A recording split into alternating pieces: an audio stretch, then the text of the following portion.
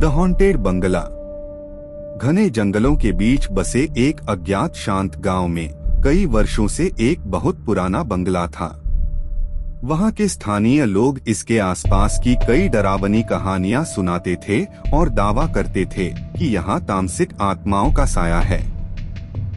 जो भी मनुष्य वहां गया वो कभी भी वापस लौटकर नहीं आ पाया। इसी कारण से वहां पर कोई नहीं जाता था।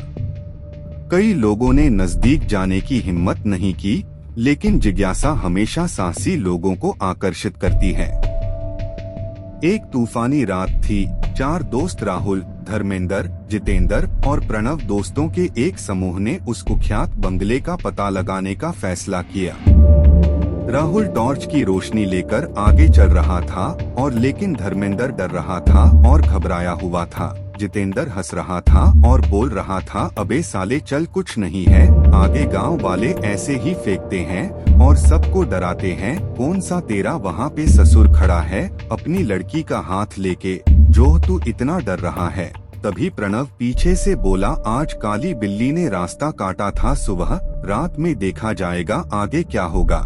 तभी राहुल बोला, आगे तुम सब चुप रहो और आगे चलते चलो चुपचाप, और तू तो बिल्कुल चुप ही रह, नेगेटिव ही बोलता है जब भी बोलता है। प्रणव ऐसे ही बात करते हुए चारों दोस्त आगे बढ़ते रहे। वो उसे ढूंढने चल दिए। उन्होंने उस अंधेरे में कदम रखा जहां गहरे अंधेरे से भरा हुआ जंगल था। वो सुनसान रात में चलते रहे और आखिरी में उस बंगले को खोज लिया, जो जर्जर दिखाई दे रहा था और जंगली बेलों ने उस इमारत को घेरा हुआ था। हवा तेज चल रही थी और लकड़ी के फर्श बोर्डों की चरमराहट गलियारों में भयानक रूप से गूंज रही थी। जैसे जैसे वे बंगले के अंदर गहराई से उतरे, अजीब घटनाएं सामने आने लगी।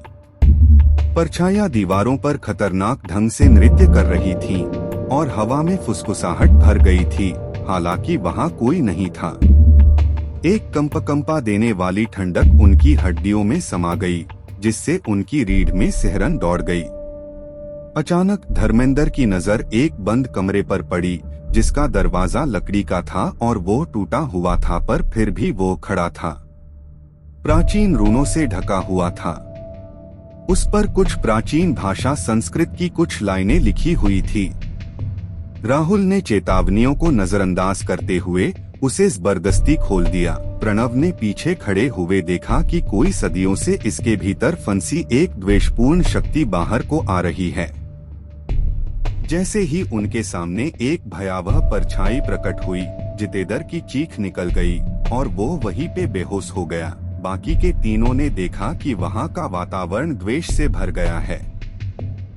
भयभीत होकर उन्होंने भागने की कोशिश की, लेकिन बंगला एक भूल भुलैया बन गया था, जिसमें बाहर जाने का कोई भी रास्ता नजर नहीं आ रहा था, जो वास्तविकता को तोड़मरोड़ कर पेश कर रहा था।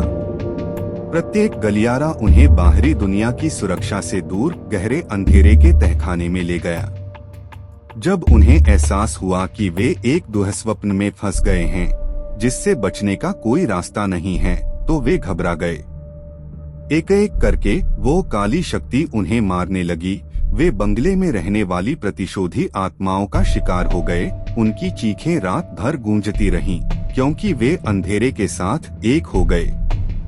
और जैसे ही सुबह हुई, बंगला एक बार फिर खामोश खड़ा हो गया। इसके रहस्य इसकी दीवारों के भीतर दबे हुए थे और इसके अभिशाप का शिकार होने वाले अगले अनजान पीड़ितों की प्रतीक्षा कर रहे थे।